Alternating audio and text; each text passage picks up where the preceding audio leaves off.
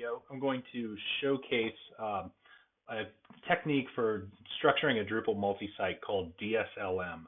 I recently went through and completely redid the under the hood Drupal setup for pretty much the entire reason that I work here. So basically, DSLM is an alternate way of managing Drupal multi-sites that favors kind of more of a code deployment first mechanism to managing a Drupal site. So basically you have Drupal cores that you download independent of each other, and profiles that you also download independent of each other. And then you issue commands such as DSLM new, and then it basically simulates a Drupal site. I say simulates as in it symlinks everything together to form a Drupal site for you. I will be showcasing some patches that are in the queue as well, in case you have any questions about different things that this is doing that it doesn't do out of the box. So basically what my use case is, I have a whole bunch of different distributions and multi-sites living on the same server, with people having the ability to request new websites to be created, basically in the other setup. So we've got, for example, these 3 different services, which are what we call distributions, and then it automatically provisions sites to be created in these different locations. I need a way to make this manageable because there's a lot of sites, they're coming in from a lot of different places. And it was already becoming a hassle at a code level. So to show you what the difference looks like with DSLM, when we started, we're over here. So I've got all of these different independent Drupal setups, right? So compliance is a Drupal site, courses is a Drupal multi-site, help desk a multi-site, online a multi-site, you get the idea. After migrating to a DSLM code-based approach, you see we've got cores in which you can use Drupal-7.23 or 2.4. I highly regulate that side of it, so I don't do the migrations that way. I just upgrade the cores directly. But so you could have all these different versions of Drupal living next to each other. Your install profiles live separate from your core. So this is literally what you download from Drupal.org. You'll see there's nothing special in profiles. You don't have to do any managing of the site's directory or even deleting these files for security. It helps to do that for you. You go into profiles and you've got different profiles that I'm working on here. You see I've given them the 7x, 1x in the event that I would ever have other profiles of other versions of Drupal. Theoretically, this can work with other cores of Drupal. One of the patches provides support for a shared directory of code. So in here I have, these are libraries, modules, and themes that are shared across all of the distributions that will be spun up here.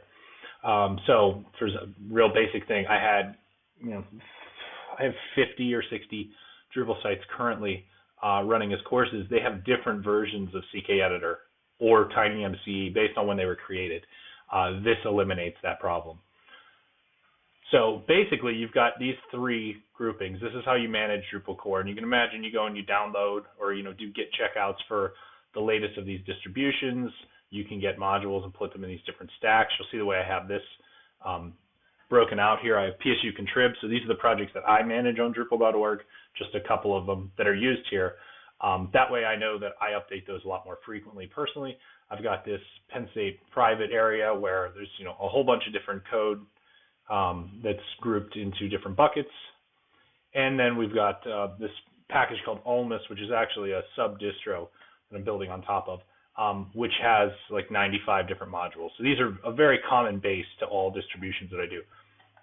You can see in themes do something similar. We've got the things out in Contrib that I participate in. We've got this one private theme that isn't shared, and then we've got these other shared things from Contrib. What you do with DSLM then is you basically assemble these into symbolically linked Drupal sites. So for example, courses here, instead of having all of these Drupal pieces of code base to manage, I've got all of these symbolically linked over to the course directory, which pulls the Drupal 7 core, and the profiles directory, which pulls together the MOOC platform, and everything in the shared Drupal 7 directory. So to see that, we go into courses, You'll see we go to profiles, because profiles is not symbolically linked, but everything in profiles is. This allows you to add other installation profiles to the same area. We go to sites. You'll see none of this is symbolically linked, so I can still manage my site in the way that I already do. I go into all. I have libraries. You'll see it's symbolically linked to all of the libraries that were in there, so you can override this and add libraries when you want to branch, basically, or fall back to those shared ones. We've got modules, so we've got local contrib. These are modules that are specific to this implementation of the distribution. We've got PSU contrib, which is the ones we showed, and these other ones that symbolically link over. So, for example, managing something like views, where I don't ever apply patches to views that aren't going to be pervasive in nature, whether they're for security or what have you. I can do that in one place, and it propagates across all of these different clusters, if you will, of multi-sites. And go to Studio to show that it's a little different. We got profiles. There's CLE that takes you to sites, all, and you see we've got the same with modules and libraries. Local contrib here being slightly different from the other one. So what this looks like when it's deployed out on the server is, I go into my web root here, we've got these different areas. I go into courses, and you'll see everything in here effectively is a symbolic link. And so if I go into GD100, this is actually, it's showing up there, but it's actually bouncing it over to var DSLM code /stacks/courses. And so we've got this, all of these different things referencing the same code base. It makes it a lot easier to manage because I was running into lots of issues where it was kind of uploading code over top of itself quite frequently. To push anything new up then and have the change propagate, all I have to do is go into my code base with like the shared stacks area, like CK editor, that I could, I just changed this from 3x to 4x, update that in one place, push it up via the GitHub client like I do, and then we have it everywhere out, once we do git pull, obviously. This has had a pretty significant performance increase, at least early on here. So these numbers might be misleading simply because of the Thanksgiving break that happened, but this is my my memory chart for about the last month or so here. And where the arrow is, this is when I made the switch over from the old way that I was managing code to this new DSLM-based way.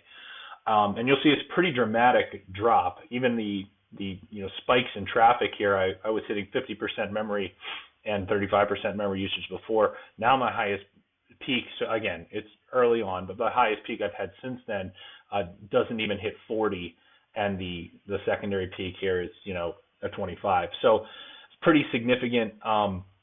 It's overall lower. I mean, you can see that it drops off a cliff here, and the reason for this is because of APC optimization.